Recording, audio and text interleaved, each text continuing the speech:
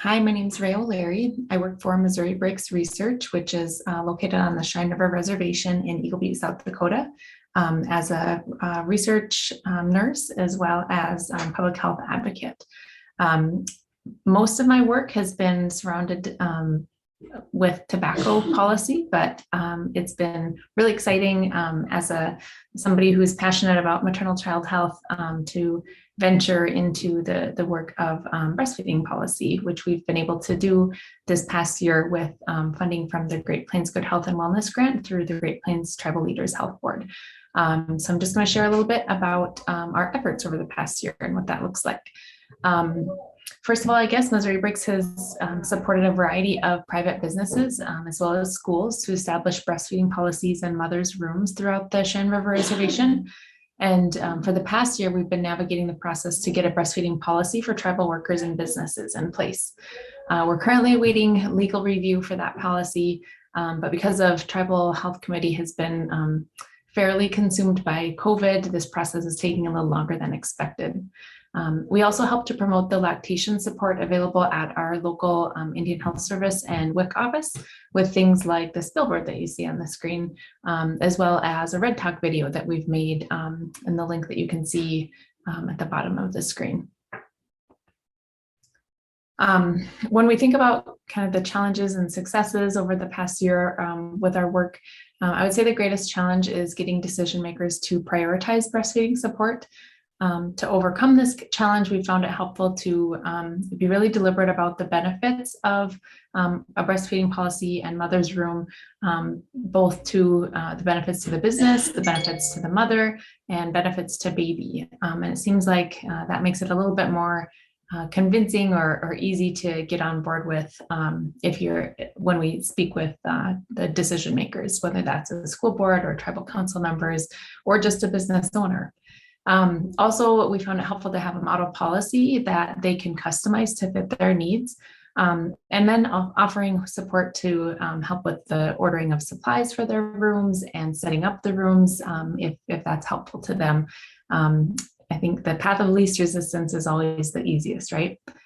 And when I think about the greatest success in our work to support breastfeeding in our tribal community, I would have to say just hearing those personal stories about how a policy or access to a mother's room has made a difference in a person's life or ability to breastfeed long enough to meet their goals, and even kind of that family support that it's not just the person who's breastfeeding that benefits, but the kind of the whole family and community as well. And as far as particular resources that we use to get to this point, we contracted with the Public Health Law Center HEAL team, who was very helpful in drafting a model policy for the tribe.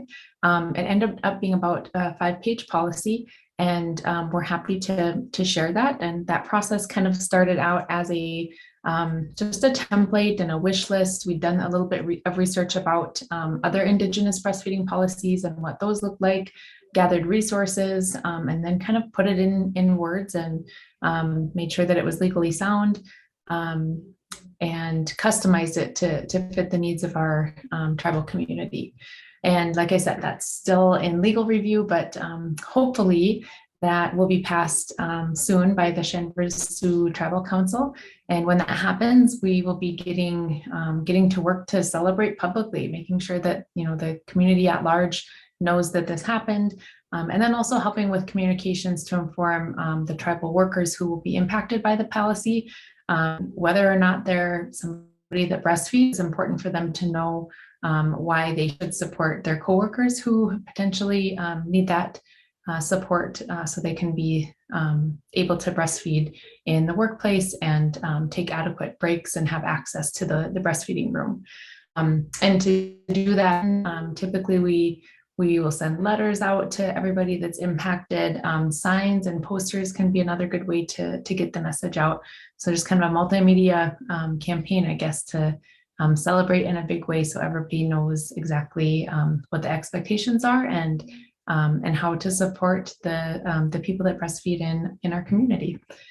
So with that, I thank you for the opportunity to share our incredible work going on in this space, and congrats to everybody who's working on this, because as a breastfeeding woman of 4 children, I know the challenges, just like this poster says. I'm not telling you it's going to be easy. I'm telling you it's going to be worth it.